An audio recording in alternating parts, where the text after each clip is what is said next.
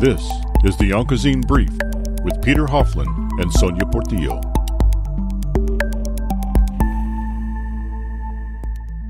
In this edition of the Onco'Zine Brief, we talk with Padma Sundar. Ms. Sundar is Vice President of Strategy and Market Access at CellMax Life, a company developing a simple blood test or liquid biopsy for cancer screening. The company is using a proprietary technology for detecting precancer and cancer cells in a single blood sample. I'm Peter Hofland, and this is the Onco'Zine Brief. Together with a team of experts across multiple disciplines, including precancer and cancer cell capture and imaging, algorithm development, biostatistics, and development and commercialization of clinical-grade tests, CellMax Life is developing a liquid biopsy for the detection of colorectal cancer. The benefit of liquid biopsies is that they are non-invasive and require only a small amount of blood. The biggest benefit of these tests is that they help detect disease and disease progression early, long before this may trigger clinical symptoms. And as a result, liquid biopsies could be a game changer in the way we detect and diagnose cancer and in the management of cancer after diagnosis. Ms. Sundar is responsible for corporate strategy, market access, and marketing at CellMax Life. She has over 20 years of experience in commercialization and driving adoption of novel diagnostics. Prior to CellMax Life, Ms. Sundar led product management and marketing for Guardant Health's liquid biopsy, leading to its adoption by 80% of oncologists in the United States. She also led product management at Roche Sequencing Solutions for their liquid biopsy tests, which have been launched in over 50 countries worldwide for cancer treatment and monitoring.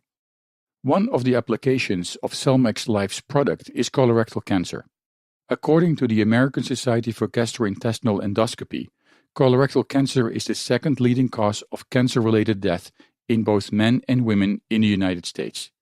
Each year, there are more than 150,000 people who hear that they have been diagnosed with colorectal cancer. These new cases require an estimated $14 billion spent on treatment each year. But most cases of colorectal cancer can be prevented with proper screening, early detection, and removal of precancerous polyps. Colonoscopy is considered the gold standard of colorectal cancer screening. The reason is that colonoscopy allows a doctor to view the entire colon and both detect and remove polyps during the same procedure.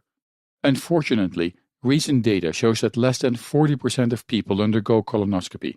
And more importantly, approximately 2/3 of Americans aged 50 to 75 years of age is up to date with colorectal cancer screening. That leaves 1/3 of Americans who are not. This is an estimated 23 million people. Researchers have long been looking for a simple blood test to help them diagnose colorectal cancer. And earlier this year, CellMax Life presented new findings at the ASCO Gastrointestinal Cancer Symposium, indicating that their blood tests, based on their proprietary technology, can detect precancers with close to 90% accuracy. CellMax Life's blood tests isolates and analyzes both circulating tumor cells and cell-free DNA from a sample of blood to detect 6 types of analytes, including 4 classes of genomic mutations, microsatellite instability, and circulating tumor cells. Results of the study shows that it is possible to accurately differentiate between healthy patients and those with precancer. Further, an increase in the cell count was significantly correlated with an increase in disease severity. And while colonoscopy remains the gold standard, these results are exciting because for the very first time, patients who are reluctant or unwilling to undergo a colonoscopy may have a potential screening alternative, a highly sensitive, non-invasive testing option for precancer. The Onco'Zine Brief is developed in collaboration with our online journal Onco'Zine at www.onco'zine.com, where you can find additional information and the latest news about cancer, cancer diagnosis and treatment, and cancer prevention.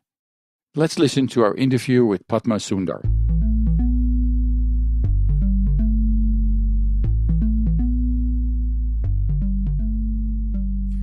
I'm here with Padma Sundar. She is Vice President of Strategy and Market Access at CellMax Life. Ms. Sundar, welcome to the Onco'Zine Brief. Thank you for having me. So when we talk about colorectal cancer, what are some of the things that first come to mind? What are people really have to be aware of or know about colorectal cancer first and foremost? So one of the things that's important to know about colorectal cancer is that it's largely preventable with early detection. And this is why major U.S. medical societies and guidelines strongly recommend that every individual 45 years and older should get regularly screened for colorectal cancer so it can be detected early. What is unfortunate is that despite the strong endorsement of major medical societies, 1 in 3 eligible Americans have never been screened for colorectal cancer. And as a result, instead of being the most preventable cancer, it remains the second largest cancer killer in the U.S., with over 60% of people being diagnosed when the cancer has already been advanced and the survival rates are lowered. So I think one of the most important things we want to touch upon, hopefully in this talk, is the importance of getting screened for colorectal cancer and really making it very easy and very convenient for patients to get screened and really think about tests that can catch colorectal cancer before it becomes cancer, which is catching it at the precancer stage when it can actually be removed and colorectal cancer can be prevented. Now, you mentioned the fact that major medical societies refer to or recommend being tested at 45. The U.S. Preventive Task Force refers also to 50, as a major cutoff date. It seems to me that the so-called cutoff date or the date that people are really encouraged to actually go for colorectal cancer screening is being lowered. Is there a specific reason for that? So it used to be until recently that the U.S. Preventative Services Task Force indeed said that the starting age for colon cancer screening is 50. But late in 2018, the American Cancer Society actually lowered the age to start colorectal cancer screening from 50 to 45. The reason they did that was that they observed that colorectal cancer incidence had in fact declined steadily over the past 2 decades in the population that was 50 years and older. However, conversely, there had been a 51% increase in colorectal cancer among those individuals who were younger than 50 since 1994. In fact, a recent analysis found that adults born around 1990 have twice the risk of colon cancer and 4 times the risk of rectal cancer compared with adults born around 1950 who have the lowest risk. And as a result of this finding, the American Cancer Society actually updated the guidelines and recommended that individuals start getting screened for colon cancer screening at the age of 45. Is there a particular reason from where you're sitting? I mean, you look at colorectal cancer. Is there a particular reason to point to, a reason that may say, well, this leads to an increase in the number of incidents of colorectal cancer in younger people? Yeah, so I think one of the misconceptions is that, if you do not have a personal or family history of cancer, or you're not genetically predisposed to cancer, and I'm young, I don't have an increased risk for cancer, and that's actually not true. It's only about 1 in 3 colorectal cancers are because you have a family history of cancers or you have a genetic predisposition. The other 2/3 are actually what's called sporadic cancers, and it's not because of any genetic link.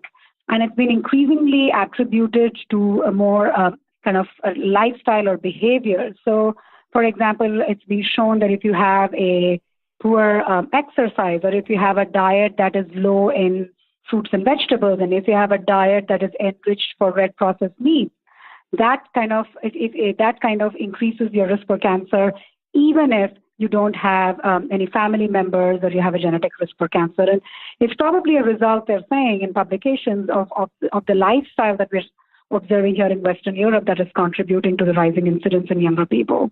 Yeah, so this is maybe a misconception that people may have. If you have a genetic predisposition for cancer, and it's colorectal cancer in this case, you may get the disease. It is not a fact that you get the disease, but there is a higher incidence that you may get it. But what you're saying is that the number of people with a genetic predisposition to get the cancer is relatively low. And is it true that the majority of people that really are being diagnosed with colorectal cancer do not have such a genetic predisposition? Is that correct? That is correct. They neither have a genetic predisposition nor do they have a family member who's affected. So they would think that they are at average risk or at no risk, but that's in fact not the case. The majority of them have no genetic link, no family member, and yet they're diagnosed with colorectal cancer. So that makes it really a stark point to make sure that whatever your history, if you have a genetic predisposition for the cancer, it's good to be tested early. But it doesn't mean that if you do not have a genetic predisposition for cancer, that you should not be worried about it. I mean, you always have to make sure exactly. by those rules, get tested. That's exactly right. Let's take a break. And after the break, we're back with Padma Sundar. Ms. Sundar is Vice President of Strategy and Market Access at CellMax Life, a company developing liquid biopsies for cancer screening.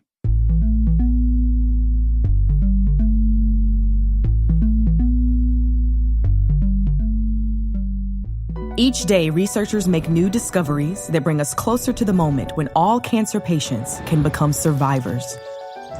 Some days they take small steps. Others, huge discoveries lead to giant leaps forward. This progress, both small steps and giant leaps, happens with the help of clinical trials. Clinical trials are a fundamental path to progress and the brightest torch researchers have to light their way towards better treatments. And if you've been diagnosed with cancer, they may be your brightest ray of hope. Clinical trials introduce new hope in addition to the current standard of care by allowing researchers to provide participants access to cutting-edge and potentially life-saving treatments.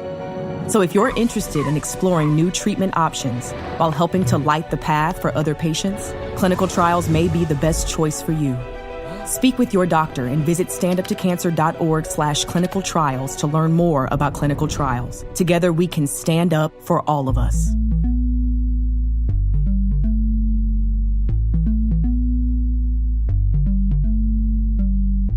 This is the Onco'Zine Brief with Peter Hofland and Sonia Portillo.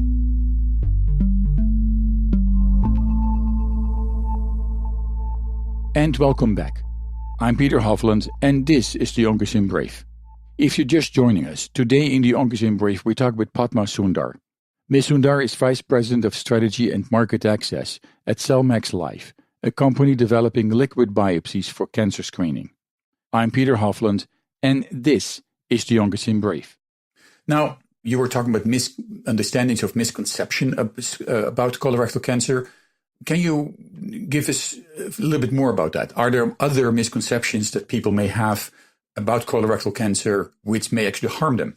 Yeah, so in terms of testing options for colon cancer screening, obviously everyone is aware of colonoscopy, and one would think that because we have colonoscopy, we have adequate testing options.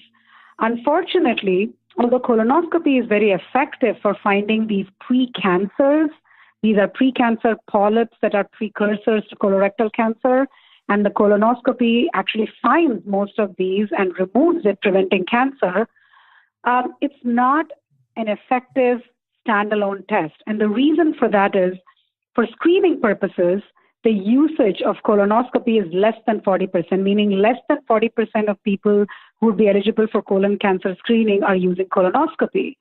And it will not surprise your listeners to know that the reasons attributed for that are that it's invasive, it's inconvenient, and requires bowel prep. So it's a misconception that colonoscopy is sufficient as a test for colon cancer screening. Now, there are other non-invasive testing options, and they are two types. Some of these are stool-based tests, and there is an FDA-approved or government-approved blood test. However, the reason those tests are not sufficient is, although they are non-invasive, they are not effective at catching precancers. So both those categories of tests, in fact, miss most precancers and only catch colorectal cancer after it's happened. So it's a little unfortunate that there are non-invasive testing options, but they are not detecting cancer early. So there is a gap, if you will, for a convenient test that people will use, but that also catches precancers thereby preventing colorectal cancer altogether. But we're going to look at some of the changes that have been made since the 1950s in cancer detection. Until the 1950s, cervical cancer was the top cancer killer for women. Then in the 1950s, the pap smear became the first, I would say, the preeminent pre-cancer detective, helping doctors to find women with a predisposition for cancer, but also with an occurrence of or potential of being diagnosed with these cancers. A lot have changed since then. And Ms. Sundar, can you allude a little bit? Can you explain a little bit more about that? Yeah, this is a great example on how cancer is actually preventable when you have a convenient test that is able to detect precancers. And you have a great example there in cervical cancer. As you rightly pointed out, it used to be one of the largest killers of cancer killers for women. And before pap smear was not only invented, but also became adopted in a widespread manner as part of a woman's routine annual health exam or once in 3 year health exam. So two things happened here. One is the pap smear was a test that could detect precancer, and therefore, again, a good parallel to colorectal cancer. It could detect precancers, and these were removed, preventing cancer. The second thing that happened was that it was a test that was adopted and it became part of a woman's routine physical. And as a result of both of these, what happened was more and more cervical cancers were found or detected at the pre-cancer stage. And as a result, what we saw that in the last 50 years, mortality from cervical cancer is reduced by 75%. So we know it gives us optimism that this can be achieved even in the case of colorectal cancer, because as a society, we've been able to do that for cervical cancer before. Now, if you look at what the industry in general, the pharmaceutical industry, but also the industry dealing with the development of diagnostic tools is doing, there has been major changes in the way we look at cancer and the way what kind of tests are being performed or are made available in that respect. Before we're going to talk about what your company is doing, let's talk a little bit about the evolution in tests. Can you explain a little bit about it? Can you share a little bit about that? Yeah, it has been actually a remarkable evolution in convenient testing options just in the last 3 or 4 years. It used to be that we had to do painful biopsies and get tissue from people in order to be able to test it to diagnose disease. And that has actually changed dramatically since 2014 and 2015.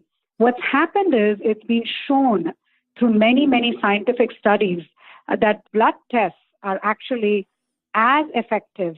In fact, it's been shown that they're more accurate than tissue tests in diagnosing disease. And obviously, patients have a significant preference for blood tests over tissue tests because they're less invasive.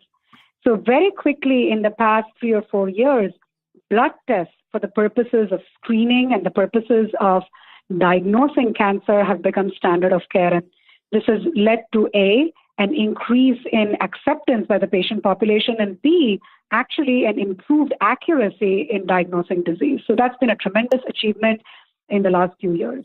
Now, your company is involved in what we call liquid biopsies, and that is, in really simple terms, that's basically a blood test in which you look for certain markers in certain cancer markers. That's correct? That is correct. So the what I described to you previously, blood tests, they are also called liquid biopsy, and you're absolutely right. So liquid biopsy is an alternative to a tissue biopsy, and it involves taking a blood sample from a routine blood draw in your doctor's office and looking for certain markers. Now, those markers can range from mutations or genetic changes in your body, or they can even be cells that are whole cells that are shed by cancers, and now you have a non-invasive marker for those cancers. So that's the term liquid biopsy, and I'm happy to explain what's happening in the early cancer detection screening space using these remarkable liquid biopsies. Yeah. So, but before we go into that, and we don't want to kind of create a false hope with patients. Yes. It's not true that those tests are not necessarily available for colorectal cancer at this moment. Yes. So let me explain the difference. So these tests right now are available for patients who are already diagnosed with colorectal cancer for determining what treatment they should be given, as well as for monitoring people in remission after colorectal cancer to see if their cancer is coming back. And so that's where they are currently. That said, companies have invested over $2.5 billion to see if now these blood tests can indeed be used to detect cancer early, even before symptoms appear, because that's when we have a real ability to impact outcomes for patients. So it is always good right now if you don't have colorectal cancer, if you're healthy in that respect, those tests don't help you at this particular moment. So they are really, what you said is like, and that's good to emphasize maybe for people that have been diagnosed with cancer or colorectal cancer, to monitor their disease and to make sure what kind of treatment needs to be given to them. For those patient categories, those tests are good at this moment. That is correct. So I will have one caveat, though, in terms of screening. There is a government-approved liquid biopsy or blood test available for screening, but because that blood test only picks up about one in every, it's 20%, so only 1 in 5 precancers and misses 4 out of 5 precancers, the guidelines like the U.S. Preventative Services Task Force have recommended that test be only used as a last resort test for colon cancer screening when patients absolutely don't want to do colonoscopy or any other test. So it's not really a useful test at this point for screening purposes. No, I can imagine if 1 out of 5 is being missed, you definitely do not 4 out of 5. Oh, 4 out of 5, actually. Yeah. That's even worse. I mean, you don't want to be among those patients that really are getting a false negative, as we would say that in medical terms, being not diagnosed with something while you have the disease. So your company is involved in the development of those liquid biopsies. Tell me a little bit about the history of that. Yeah, so what my company, CellMax Life, has done is invested several years of research in developing a technology that isolates cells that are shed by cancers and precancers. So it's been known for several decades that these precancer cells they indeed shed cells into the blood. And it was always appreciated that if there was a technology that could pick up these cells in blood, it would be a marker for precancer and, of course, colorectal cancer. The problem had been that these cells are very rare. You're talking about a few cells in a background of 1 billion normal cells. So it was not possible to find these cells and isolate them. And our technology, our company has developed a proprietary technology that is indeed able to isolate these cells and thereby detect precancer as well as colorectal cancer. Let's take a short break here, and then we continue our interview with Padma Sundar. Ms. Sundar is Vice President of Strategy and Market Access at CellMax Life, a company developing liquid biopsies for cancer screening.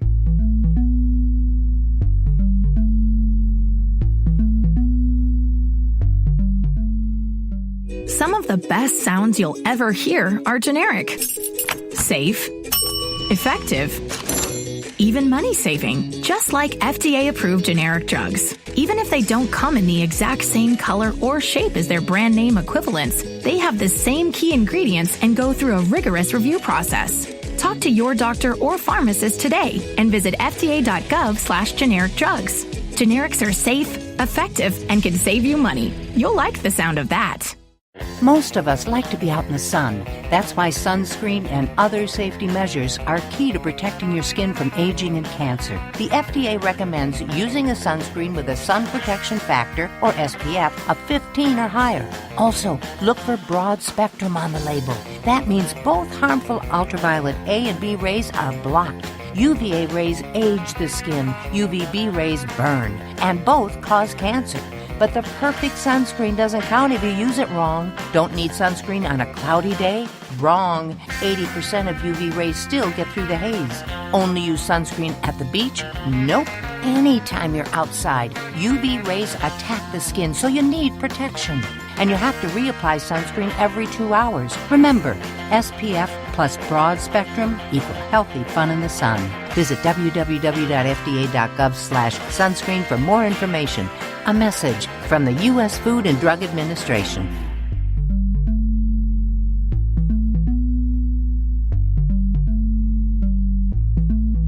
This is the Onco'Zine Brief with Peter Hofland and Sonia Portillo.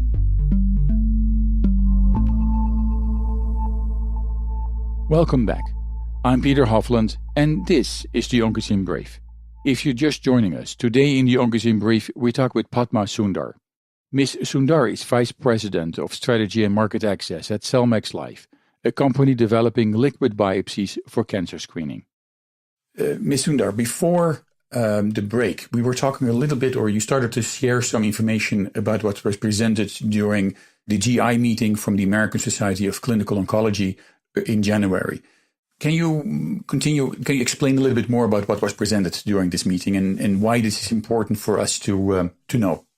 Yeah, so what we presented was a clinical trial that we did with 737 people. What we did in that clinical trial was patients were asked to take the CellMax Life blood test, but they also were undergoing a colonoscopy, or in the cases that they had cancer, they were also undergoing a biopsy to confirm their diagnosis. And we were blinded to the true results of the colonoscopy and the biopsy, and we were evaluating how well this blood test did in catching precancers as well as colorectal cancer. What we presented at ASCO was very promising results that showed that this test could detect 78% of precancers and over 90% of colorectal cancer, while having a no greater false positive or false alarm rate than existing tests that you have on the market. So we were, and ASCO was very encouraged by these results because it shows some promise that a liquid biopsy can be in the future, a convenient alternative to the current test, a convenient alternative that is almost as good as colonoscopy in finding these precancers and preventing cancer. And so that's the data that we presented at ASCO. And obviously, when you look at the whole, all the available tests, they work together in one way, right? I mean, one test can confirm what you may have noticed, observed. Is there a certain procedure in there? For example, somebody comes to, and this may be a future situation where you come to a laboratory or to your doctor's office. The doctor may look at you and say, "Hey, listen, we can actually test you for these things through a very non-invasive test, liquid biopsy, a blood test to find out if there is a potential or is there a chance that you may have cancer." What would be the next steps in such an approach? Yes, exactly. That's how we are hoping it would work. So you can imagine a scenario where an individual has turned 45 or 50 and goes for their routine physical, and the doctor says, "I think it's time for you to schedule a colonoscopy." And like we know, 3 out of 4 patients will say, "I don't really want to take a colonoscopy. It's invasive." And then the doctor, now can offer a blood draw, which can be taken at the doctor's office, and then it would come back with a result, with a binary result. If it's positive, at that point, the individual would be recommended a confirmatory diagnostic colonoscopy. And it's been shown that when they know that something has been detected, they're much more motivated to do that colonoscopy than if they had, if they thought they were at average risk. So at that point, it's been shown that more people would undergo diagnostic colonoscopy, which would remove the polyp or address the cancer or treat the cancer, and we would have caught it early. Now, if the person had a negative finding from the blood test, and they would just go back to their screening schedules. So that's the world we imagine where, everybody gets screened for colon cancer, either using colonoscopy, and if they're reluctant to do that, using this blood test. And the other thing with the blood test also, it is also possible to, what you said, detect earlier in some cancers, if you look at I think in the incidence of ovarian cancer or other cancers, it might be able to shift the diagnosis from a stage 3 or 4 to a stage 1 or 2, but that is in a different form of cancer. Is that also applicable to colorectal cancer screening the way you envision that?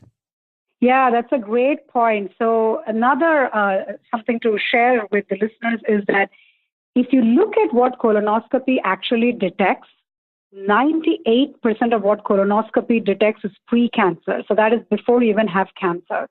And so it does a very nice job of picking up these precancers and removing it. And actually, there was a study that followed these people who had their precancers removed for over a period of 16 years, and they had a 50% lower mortality rate compared to people who did not get their adenomas removed. So the point I'm trying to make is if everybody got screened for colon cancer, we are talking about most of it getting picked up as pre-cancer, unlike the world today where I explained earlier, 60% of it is getting picked up when the cancer is already advanced. So we're going to start to see a shift in when cancer is diagnosed and therefore an impact on survival. And one of the things that we had an interview for another episode of the Onco'Zine Brief, where we were talking with a number of gastroenterologists and pathologists. And one of the things they said, well, they refer to at this particular moment in time as the colonoscopy as the quote unquote gold standard. But they said also in the program, if patients for whatever reason at this particular moment, they don't want to do this. First of all, they need to know that a colonoscopy today is not as bad as it was maybe 10, 15 years ago. There are a lot of advancements made in the way this procedure is being done. However, if patients do not like it, do not want it, it's good to know that there are other ways to screen. And in their opinion, it is better get screened with something than not screened at all. How do you look at that? Exactly. So what we are also, our mission is not to replace colonoscopy, because we also maintain that is the gold standard because it does pick up these precancers. But exactly for those people who are reluctant to get screened, it's better that they get screened with another option, which in our case actually directs them to the diagnostic colonoscopy when they're positive. So we catch, in the end, the net benefit is that we are catching more of this at an early stage. So the message is get screened. Now, one of the things that also comes to mind is that there are a lot of tests being done, a lot of studies being conducted to find out what kind of liquid biopsy, what kind of blood test may become available for the diagnosis of, for example, colorectal cancer.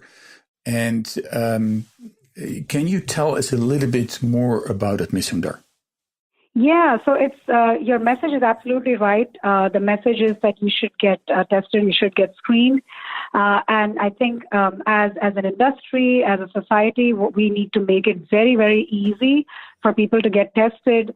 And there's overwhelming published evidence that people prefer blood tests to almost any other form of testing like stool tests or colonoscopy. So in recognition of that, close to $2.5 billion have been invested in the last few years in developing these liquid biopsies or blood tests for early cancer detection, including early colorectal cancer detection. So as we speak, thousands of patients are being enrolled in studies which will compare the performance of these blood tests to colonoscopy, including our company, which is looking at cells in blood. Other companies are looking at DNA in blood. The challenge will be which is the technology that can actually find precancers, because it's not sufficient to find colorectal cancer. It's a little too late. So the challenge will be to find precancers and prevent cancer. And we feel confident, given the amount of studies and that we are doing. We are doing a study in collaboration with Stanford, USC, and UC Davis to look at our technology. And we feel confident that as a community, we are not far from actually having a blood test that patients will find very convenient, but one that also detects precancers. I want to say we're probably maybe 3 to 5 years from such a test being available to people. Let's take a short break.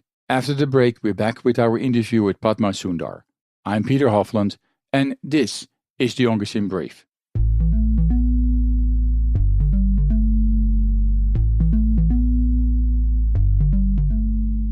Some of the best sounds you'll ever hear are generic, safe, effective, even money-saving, just like FDA-approved generic drugs. Even if they don't come in the exact same color or shape as their brand name equivalents, they have the same key ingredients and go through a rigorous review process. Talk to your doctor or pharmacist today and visit fda.gov/generic drugs. Generics are safe, effective, and can save you money. You'll like the sound of that.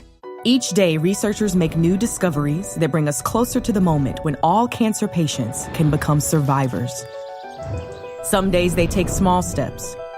Others, huge discoveries lead to giant leaps forward. This progress, both small steps and giant leaps, happens with the help of clinical trials. Clinical trials are a fundamental path to progress and the brightest torch researchers have to light their way towards better treatments. And if you've been diagnosed with cancer, they may be your brightest ray of hope. Clinical trials introduce new hope in addition to the current standard of care by allowing researchers to provide participants access to cutting-edge and potentially life-saving treatments. So if you're interested in exploring new treatment options while helping to light the path for other patients, clinical trials may be the best choice for you. Speak with your doctor and visit standuptocancer.org/clinical trials to learn more about clinical trials. Together we can stand up for all of us.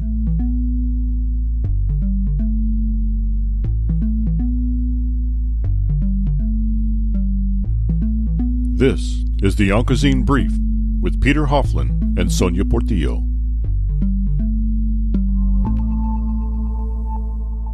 And welcome back.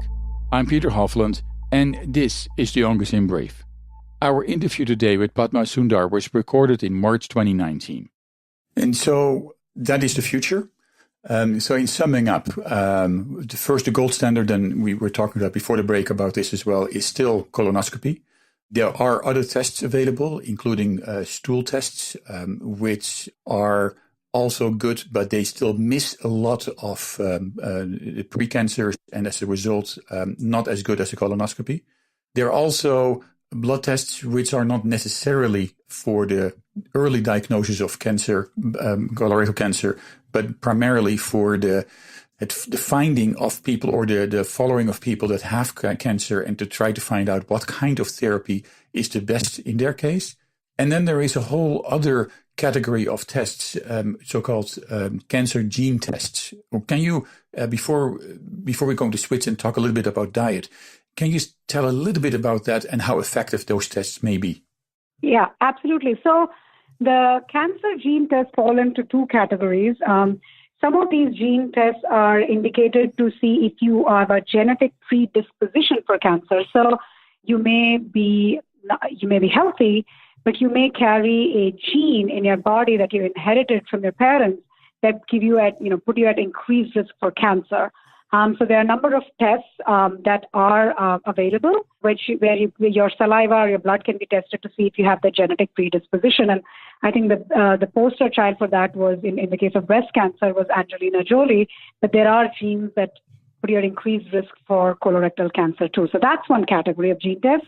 The second category of gene tests is once you've been diagnosed with cancer, particularly for people who've been diagnosed with advanced cancers, there are gene tests that can tell you which type of treatment you should be given based on your genetic mutation profile. And those are also blood tests that can be done after you've been diagnosed with cancer. So those are some of the gene tests that are available, but none of those yet directly are for screening purposes.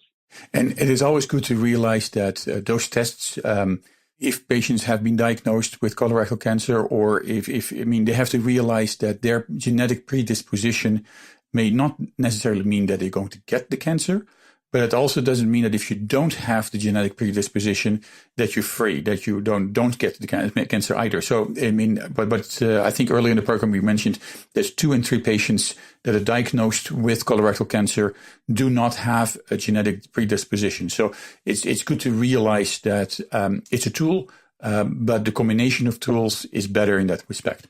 That's right. Okay. So let's switch gears a little bit.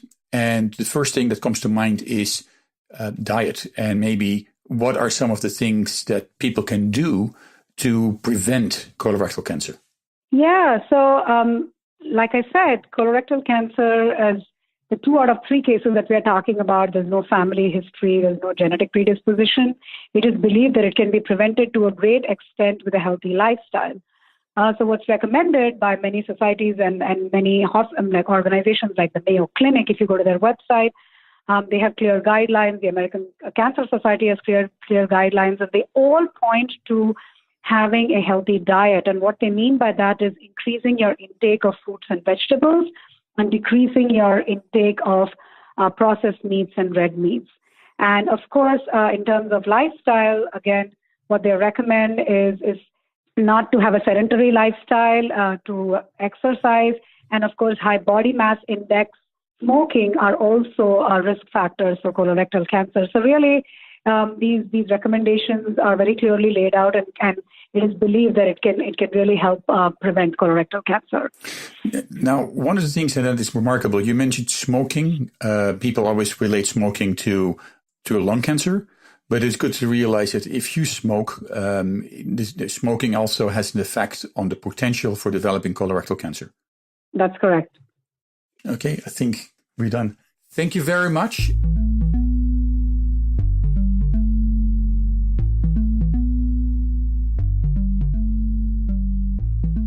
The only real cure for cancer is finding it early. And a colonoscopy is still considered the gold standard for the detection of colorectal cancer. Unfortunately, there are millions of people who have already been recommended to have screening, but they just don't want to use a colonoscopy because they don't think it's convenient. And while there are many reasons why someone decides not to get screened, screening is saving lives. Clearly, this means that in addition to existing alternatives for colonoscopy, there is a need for an accurate non-invasive screening method to help detect colorectal cancer.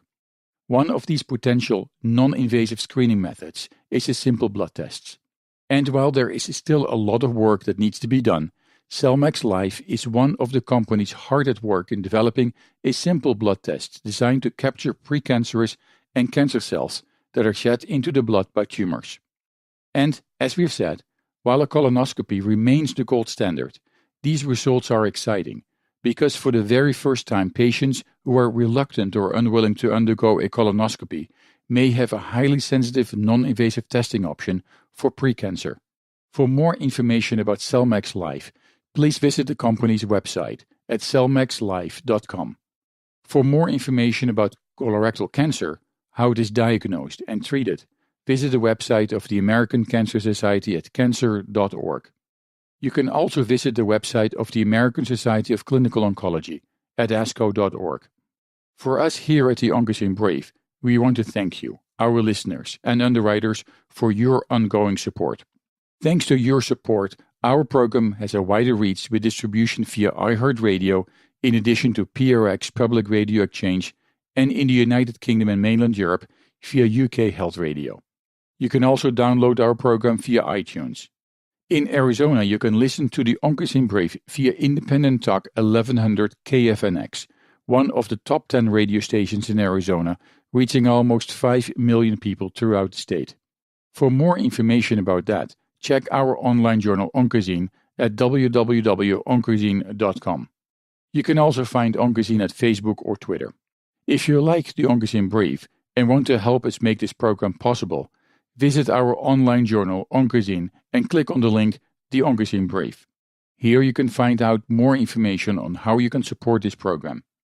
And your support for this program is really important. It allows us to bring you interviews with experts involved in the development of novel diagnostics and treatment. If you're living in the United States and want to receive our newsletter, text the word cancer to 66866, and we will make sure that you'll receive our newsletter, which includes an overview of the latest news in oncology and hematology. Thank you all, and thank you for listening. And join us again for our next episode. I'm Peter Hofland, and this is the Onco'Zine Brief.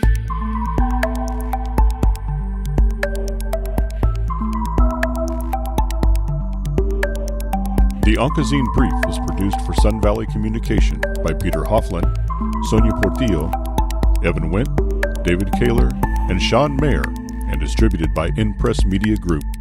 Support for the Onco'Zine Brief comes from listeners of this station and our commercial underwriters and advertisers.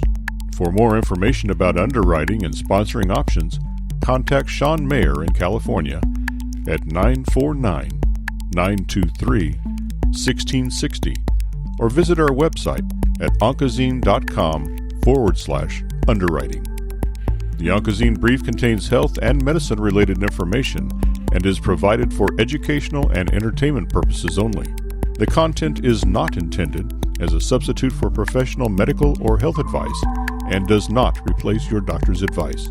Your doctor is the best person to answer questions about your personal health. If you hear something in this program that doesn't agree with what your doctor has told you, ask him or her about it.